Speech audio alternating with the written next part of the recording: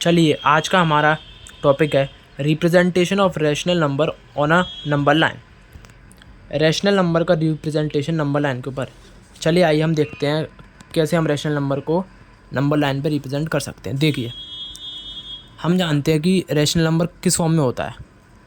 हम जानते हैं कि रैशनल नंबर जो होता है न्यूमरेटर और डिनोमिनेटर के फॉर्म में होता है कि नहीं होता? होता है। अब मैं इसमें दो केस लूँगा, केस 1 और केस 2। ठीक है, दो केस लूँगा। केस 1 में क्या होगा कि जहाँ पर डिनोमिनेटर न्यूमरेटर से बड़ा होगा, और केस 2 में क्या होगा जहाँ पर न्यूमरेटर डिनोमिनेटर से बड़ा होगा।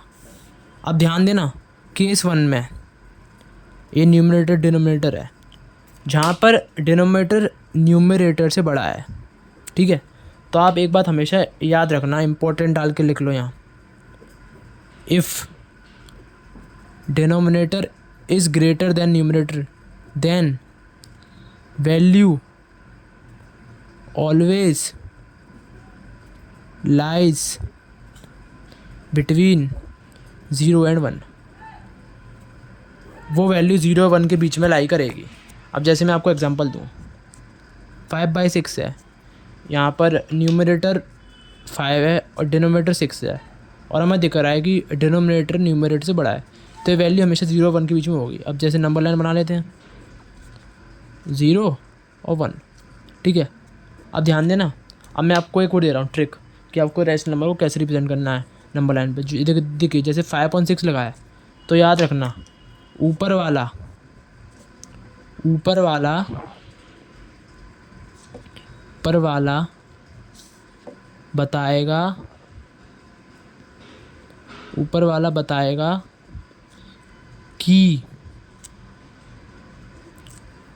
बताएगा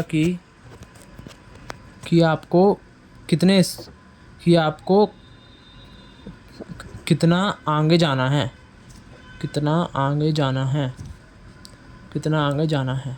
ऊपर वाला क्या बताएगा कि आपको कितना आगे जाना है, और नीचे वाला क्या बताएगा, ध्यान लिख लेना इसको, कि आपको कितने हिस्सों में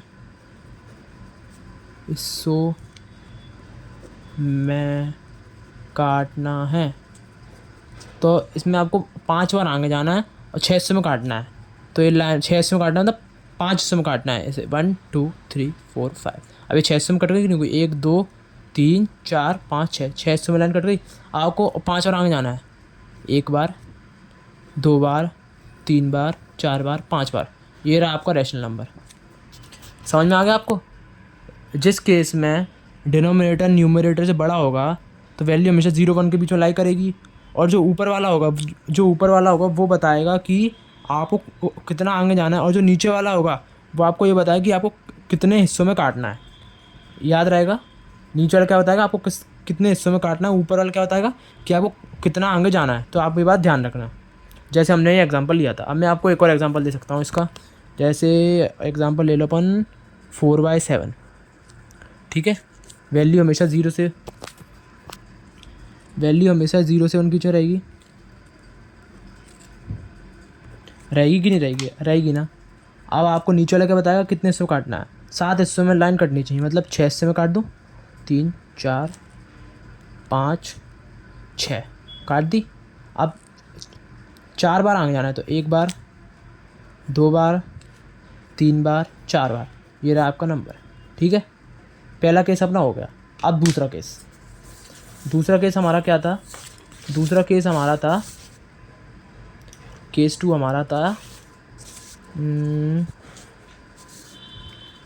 हमारा था, यहाँ पर न्यूमरेटर, सॉरी पेन नहीं चल रही है, जहाँ पर न्यूमरेटर बड़ा होगा डिनोमिनेटर से।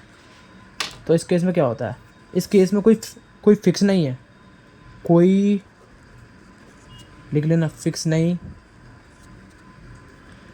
है कि वैल्यू कहाँ होगी। इसमें कोई फिक्स नहीं कि वैल्यू कहाँ होगी। अब मैं आपको एग्जांपल बताता हूँ। जैसे अपना लिखा है 5/3, ध्यान देना 5/3 लिखा है। जहाँ पर न्यूमरेटर क्या है 5 और 3 क्या है डिनोमिनेटर, जहाँ पर न्यूमरेटर डिनोमिनेटर से बड़ा है कि नहीं बड़ा। अब ध्यान देना, अब मैं आपको मेथड बताता हूँ। जैसे 5/3 है, इसको मैं कैसे लिख सकता हूँ? मैं इसको ऐसे लिख सकता हूँ 1 + 2/3 लिख सकता नहीं लिख सकता? लिख सकता हूँ। अब ध्यान देना, अब आपको पता करना है कि नंबर लाइन में किसके बीच में नंबर आएगा। अब देखिए ये नंबर जो 2/3 है, ये जो 2/3 नंबर ये अपना मतलब 0 से 1 के बीच में है कि नहीं? देखिए डिनोमिनेटर बड़ा न्यूमरेटर छोड़ा, तो 0 से 1 के बीच है, तो ये 2/3 0 से 1 के बीच में है कि नहीं है? और 0 से 1 के बीच में अगर मैं 1 ऐड करूँगा तो 1 से ऊपर ही आएगा। तो मतलब हम समझ गए कि ये नंबर जो है बताए किसके बीच में, 1 और 2 के बीच में। समझ गए कि नहीं समझ गए? ध्यान देना, ये नंबर 0 से 1 के बीच में, क्योंकि डिनोमिनेटर बड़ा है न्यूमरेटर छोटा है, तो 0 से 1 के बीच में। और 0 से 1 के बीच में किसी नंबर को ऐड करूँगा तो वो कहाँ पर आएगा? वो 1 से 2 के बीच में आएगा, क्योंकि 1 से बड़ा आएगा, तो 1 से बड़ा 1 और 2 के बीच में होता है। हाँ, अब हमें पता करना है कि लाइन को किस हिस्सों में और कहाँ तक जाना है। तो इसके लिए हम तो जो जानते ही हैं कि 2/3 है। अब तो हम सब जानते हैं कि ऊपर वाला क्या बताता है, कहाँ तक जाना,